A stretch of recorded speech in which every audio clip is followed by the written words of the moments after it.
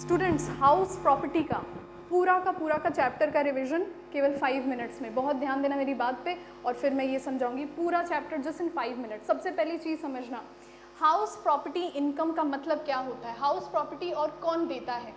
ऐसा ओनर उस प्रॉपर्टी का जो रहता भी है, उसके पास एक घर रहने का है और एक मकान खाली पड़ा है, उसे वो पर्सन देगा। ठीक है, एसएससी का एक पूरा घर का मकान खाली पड़ा है, वो रह नहीं रहा है वहाँ पे, वो हाउस प्रॉपर्टी कहलाती है।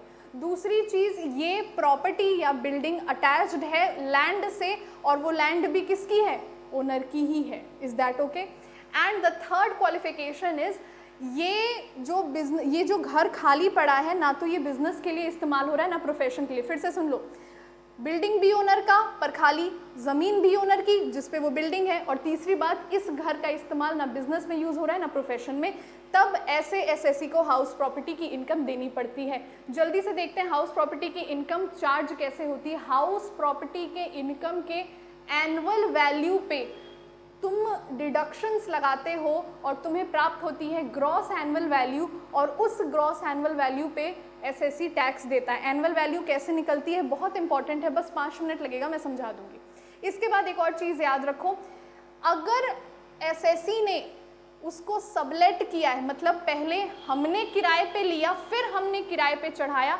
तब वो मेरी हाउस प्रॉपर्टी की इनकम नहीं है, वो इनकम फ्रॉम अदर सोर्सेज में आएगी। एमसीक्यू में पूछा जा सकता है। एक और चीज़ ध्यान में रखना, इसके अलावा अगर कोई पेइंग गेस्ट है तुम्हारी प्रॉपर्टी पे, तो वो इनकम भी तुम्हारी पीजीबीपी की मानी जाएगी, ना कि हाउस प्रॉपर्टी की। ये माना जाएगा कि तुम्हारा काम ही है रेंट देकर कमाई करना।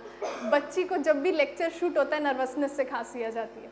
नेक्स्ट देखना, अगर तो तुम्हारी हाउस प्रॉपर्टी इंडिया के बाहर सिचुएटेड है, तो ऐसे केस में अगर इंडिया के बाहर सिचुएटेड है और आप एक ऑर्डिनरी रेसिडेंट हो इंडिया के, ध्यान से सुनना, इंडिया के बाहर सिचुएटेड है पर हम भारत के एक आम नागरिक हैं, तो ये भी इनकम मेरे लिए हाउस प्रॉपर्टी की मानी जाएगी। हाँ, ये बात हो सकता है विदेश में टैक्स दे रहे हो तो उसका प्रूफ दिखा देंगे, रियायत मिल जाएगी।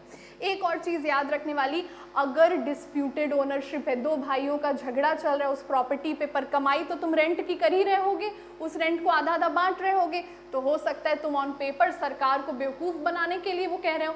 तो ऐसे केस में डिस्प्यूटेड ओनरशिप में क्या होता है, जो भी हाथ में तुम्हारे इनकम आ रहा है उस पर टैक्स लगेगा ही लगेगा।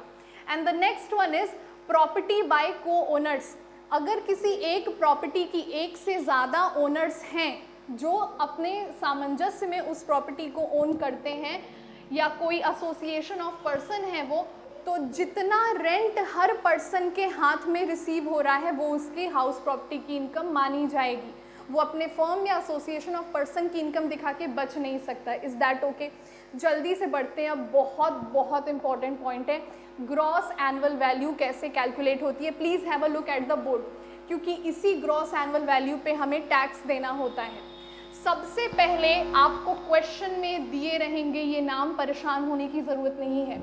एक्सपेक्टेड रेंट और म्यूनिसिपल रेंट, और म्यूनिसिपल रेंट को हम फेयर वैल्यू रेंट भी कहते हैं। इन दोनों में से जो बड़ा है उसको लीजिए, मान लीजिए इन दोनों में से। अब बात करते हैं हाउस प्रॉपर्टी का अंतिम और सबसे इंपॉर्टेंट टॉपिक है, जो है ग्रॉस एनुअल वैल्यू का कंप्यूटेशन। Please pay attention. देखो, ये बोर्ड पे भी मैंने बनाया है और हमारे कोचिंग के नोट्स पे भी अवेलेबल है। अपने नोट्स में से देखना, यूट्यूब वाले बच्चों के लिए this is available over there, have a look at it. सबसे पहले ग्रॉस एनुअल वैल्यू को कैलकुलेट करने के लिए हम एक्सपेक्टेड रेंट और म्यूनिसिपल रेंट, जिसे हम फेयर वैल्यू रेंट भी कहते हैं, इन दोनों का हायर लेते हैं। इसको जो मैंने सी लिखा है, इसको आप रीजनेबल रेंट भी कहते हैं। रीजनेबल मतलब जो रेंट वाजिब है। एक चीज़ याद रखिएगा, ये रीजनेबल रेंट स्टैंडर्ड रेंट से ज़्यादा नहीं होगा। तो रीजनेबल रेंट और स्टैंडर्ड रेंट में अगर ये रीजनेबल रेंट स्टैंडर्ड रेंट से ज़्यादा, हम उसको कंसिडर नहीं करेंगे। मतलब whichever is higher that should not be considered.